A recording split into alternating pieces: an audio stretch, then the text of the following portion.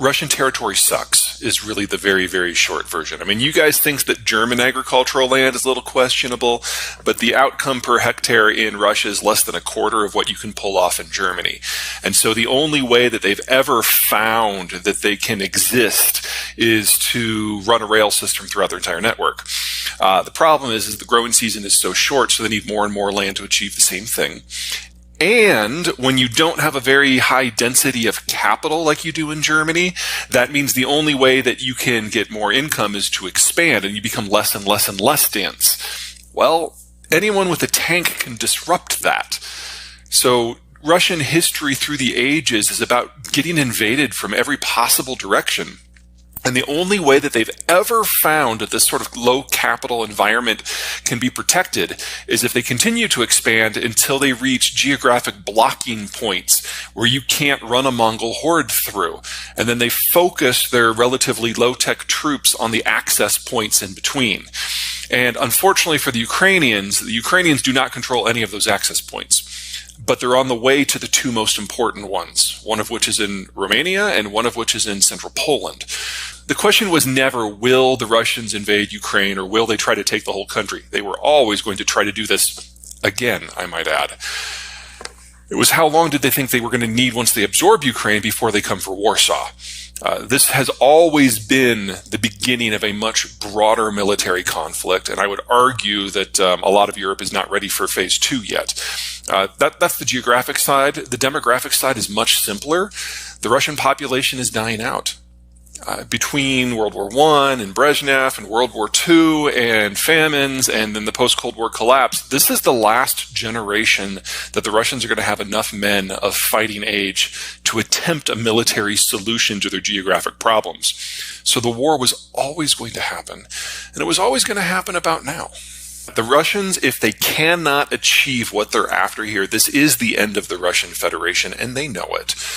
But they're hoping that if they can get to it's roughly analogous to the borders of the old Soviet Empire, not quite. If they can get back to a more forward defense, a crustal shell, in those circumstances, they can defend their frontiers with significantly fewer troops. And in 10 years, they will have significantly fewer troops. And so that means we have to find a way to help the Ukrainians to hold out, because the alternative is to be fighting the Russians in Estonia, Latvia, Lithuania, Finland, Poland, and Romania at the same time. There really is a chance here that the Russian army will have its guts ripped out, and that'll be it. And this will be the last time we have to worry about this. However, if they still succeed in Ukraine, when they come to the Polish border, they will know that they can't stand against NATO forces. And they will bring the nuclear question up. And we will risk a general exchange. So it's important for everyone in NATO to make sure that this does not expand beyond Ukraine. Now, there's a problem on the other side there. I mean, outside Russian victory means we face a nuclear confrontation. Outsized Ukrainian victory doesn't destroy Russia's ability to wage war. And we're now in an environment where the Russians have paid all the prices for a major war but gotten none of the benefits.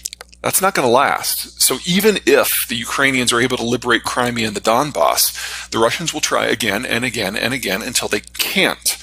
So the only way that Ukraine can be secure is to take out the logistical hubs in Western Russia that enable the assaults on Ukraine. So one way or another, this war is going beyond the Ukrainians' international borders. One way or another, we are going to have to deal with the nuclear question. Yes. So you definitely think there will be an impact? They will use nuclear weapons? Well, the Russian view is that if they don't win this war, they cease to exist within 20 or 30 years, and that's probably an accurate assessment. They don't have a lot to lose. Everything from the numbers and the maps and the history suggests that there's no way the Russians can lose. But wow, they are pulling out the stops to try. I think what's given me the best hope right now that the Russians can actually lose is that Defense Minister Sergei Shoigu is still in his job, and he is arguably the least competent person on the planet right now. And as long as he is there absorbing massive amounts of the Russian defense budget for his own personal riches, I have hope that the Ukrainians ultimately can turn the numbers against the Russians. Now, if we ever see him actually get replaced by someone who actually has worn the uniform in combat, then we're dealing with a different situation. But we're not there yet.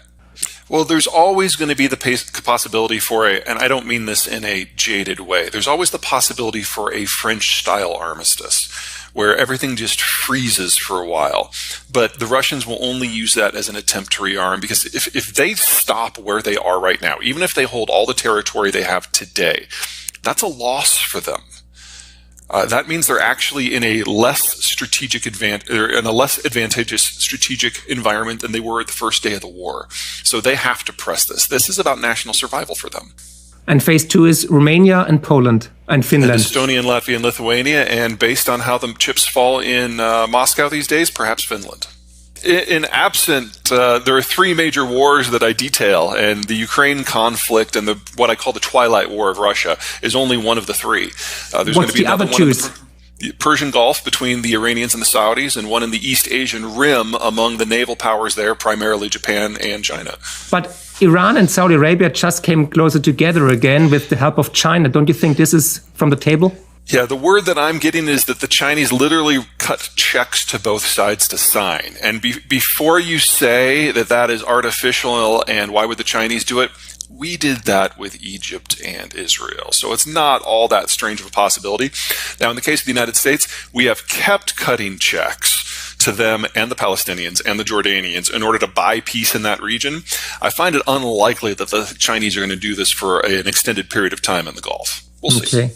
Even if the Ukrainians experience an outsized success and are able to capture the entirety of the Donbass and isolate Crimea to the point that it generates a face-destroying surrender of Russian forces in the Crimea, that doesn't end this war.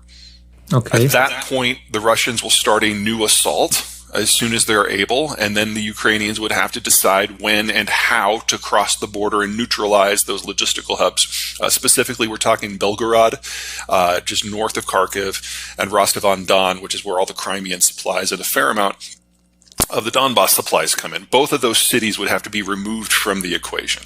I was confident the war was going to happen, and I was equally confident that the Ukrainian portion of the conflict would be a walkover.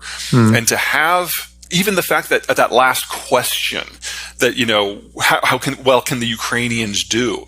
The fact that we're talking about this a year on is amazing. The Ukrainians have out-surprised by every possible metric. And to be perfectly blunt, I am more than a little shocked that the Americans have stepped in as they have and that the Europeans have stepped in as they had. Because if you look at the last 30 years of European history, and especially, no offense, German history, it's been about appeasement. Exactly. And this is the opposite.